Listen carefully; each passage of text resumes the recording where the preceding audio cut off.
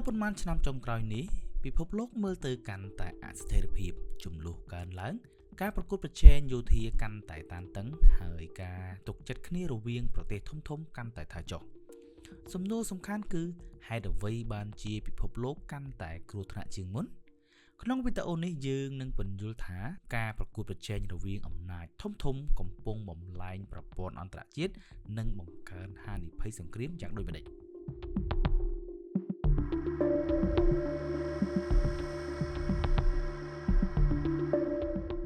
បន្ទាប់ពីសង្គ្រាមត្រជាក់ពិភពលោកធ្លាប់ឆ្លងកាត់សម័យមួយដែលអំណាចធំតែមួយមានឥទ្ធិពលខ្លាំងលើប្រព័ន្ធអន្តរជាតិទាំងក្នុងការកំណត់ច្បាប់ស្តង់ដារនិងការគ្រប់គ្រងវិបត្តិសន្តិសុខនៅតំបន់ផ្សេងៗប៉ុន្តែស្ថានភាពនោះកំពុងផ្លាស់ប្ដូរយ៉ាងច្បាស់សប្តាហ៍ថ្ងៃប្រទេសធំៗជាច្រើនកំពុងកើនឡើងក្នុងពេលតែមួយដោយពង្រឹងសមត្ថភាពយោធាសេដ្ឋកិច្ចនិងការទូតដើម្បីការពារផលប្រយោជន៍និងការពង្រឹងឥទ្ធិពលរបស់ខ្លួននៅក្នុងតំបន់និងលើឆាកពិភពលោកការកើនឡើងអំណាចបែបពហុពលនេះបានធ្វើឲ្យតុល្យភាពអំណាចកាន់តែស្មុគស្មាញ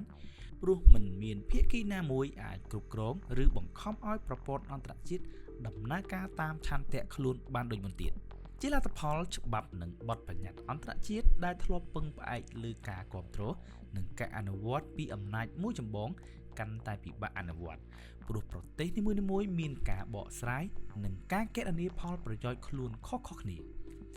ក្នុងបរិបទនេះវិបត្តិនយោបាយនិងសន្តិសុខកាន់តែងាយកាត់ឡើងការគ្រប់គ្រងវិបត្តិទាំងនោះកាន់តែពិបាកដោយពិភពលោកកំពុងផ្លាស់ប្ដូរពីរបៀបដែលមានអំណាចតែមួយជាអ្នកដឹកនាំទៅរករបៀបដែលអំណាចជាច្រើនត្រូវប្រកួតប្រជែងនិងចរចាគ្នានៅលើមូលដ្ឋាននៃផលប្រយោជន៍ផ្ទាល់ខ្លួនការប្រកួតប្រជែងរវាងអំណាចធំៗនៅសប្តាហ៍ថ្ងៃមិនមែនជាការប្រកួតប្រជែងសេដ្ឋកិច្ចឬបច្ចេកវិទ្យាតែប៉ុណ្ណោះទេប៉ុន្តែជាការប្រកួតប្រជែងយោធានិងយុទ្ធសាស្ត្រកាន់តែច្បាស់លាស់និងតានតឹងឡើងជាបន្តបន្ទាប់ប្រទេសធំៗជាច្រើនកំពុងបង្កើនថវិកាយោធាអភិវឌ្ឍអាវុធទំនើបដូចជាមីស៊ីលចម្ងាយឆ្ងាយប្រព័ន្ធការពារដែនអាកាសបច្ចេកវិទ្យាអវកាសនិងសមត្ថភាពសង្គ្រាមព័ត៌មានព្រមទាំងធ្វើសម្ពយុទ្ធយោធាជាញឹកញាប់នៅតំបន់យុទ្ធសាស្ត្រសំខាន់ៗដើម្បីបង្ហាញសមត្ថភាពនិងបញ្ជាក់ឆន្ទៈការពារផលប្រយោជន៍របស់ខ្លួនការបង្ហាញអំណាចបែបនេះត្រូវបានបកស្រាយថាជាវិធីទប់ស្កាត់មិនឲ្យសត្រូវក្លាហានប្រើកម្លាំងដោយងាយស្រួលប៉ុន្តែក្នុងពេលតែមួយវាក៏បង្កហានិភ័យផងដែរព្រោះការធ្វើសម្ពយុទ្ធការផ្លាស់ទីកងទ័ពឬការសាកល្បងអាវុធអាចត្រូវបានបកស្រាយខុសថាជាការរៀបចំសង្គ្រាមពិតបង្កឲ្យមានការឆ្លើយតបជាបន្ទាន់ឬលើសកម្រិត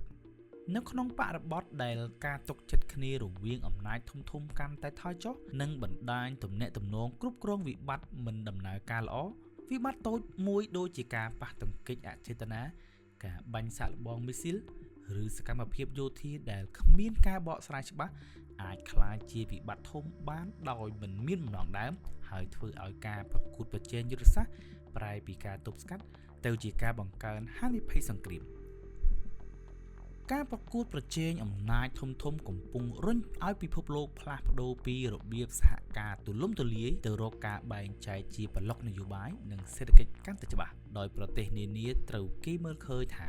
ស្ថិតនៅខាងណាមួយឬយ៉ាងហោចណាស់ត្រូវបង្ហាញជំហរយ៉ាងប្រុងប្រយ័ត្នក្នុងបរិបទនេះប្រទេសជាច្រើនត្រូវប្រឈមនឹងសម្ពាធក្នុងការជ្រើសរើសរវាងសម្ព័ន្ធមិត្តសន្តិសុខការពឹងផ្អែកសេដ្ឋកិច្ចឬការរក្សាតុល្យភាពដើម្បីកុំឲ្យខ្លួនជួបការប៉ះទង្គិចជាមួយអំណាចណាមួយសម្រាប់ប្រទេសតូចៗនិងប្រទេសកំពុងអភិវឌ្ឍស្ថានភាពបែបនេះកាន់តែមានហានិភ័យព្រោះការសម្រេចចិត្តខុសតិចតួចអាចនាំទៅកាន់ការបាត់បង់ទីផ្សារ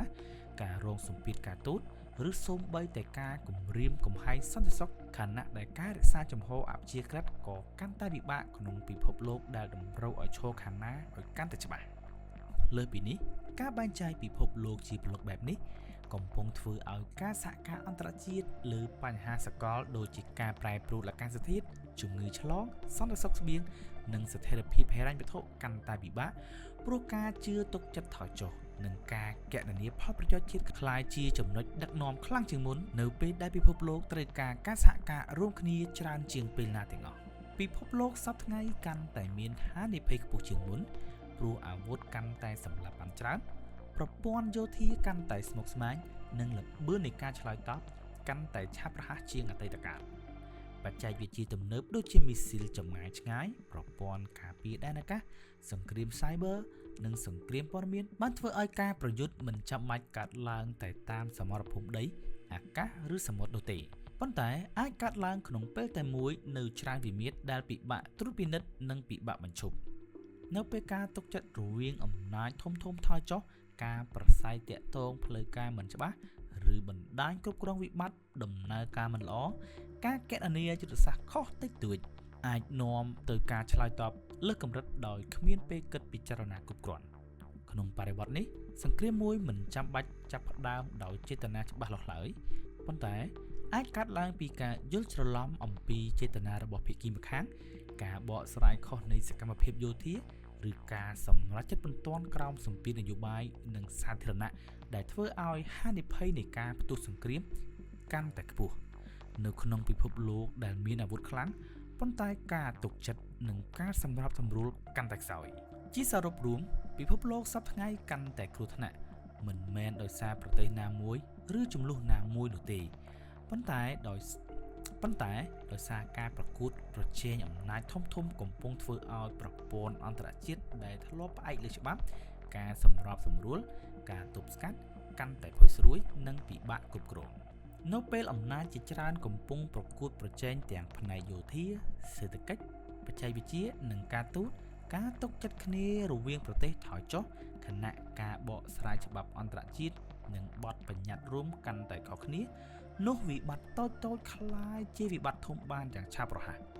ក្នុងបរិបទបែបនេះការយល់ដឹងអំពីធម្មជាតិនិងលក្ខណៈនៃការប្រកួតប្រជែងអំណាចធំគឺមានសារៈសំខាន់ខ្លាំងព្រោះវាជួយឲ្យអ្នកសម្រេចចិត្តនយោបាយ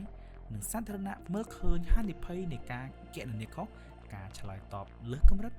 ការបកស្រាយចេតនាខុសដែលអាចនាំទៅកាន់វិបត្តិធំឬសូម្បីតែសង្គ្រាមដែលគ្មានភាគីណាមួយចង់ឲ្យកើតឡើងតើអ្នកគិតថាកត្តាណាធ្វើឲ្យពិភពលោកសប្តាហ៍ថ្ងៃកាន់តែគ្រោះថ្នាក់ជាងមុនការប្រកួតប្រជែងយោធាការបែកបាក់ជាប្លុកឬការថយចុះនៃការទុកចិត្តគ្នាលើឆាកអន្តរជាតិ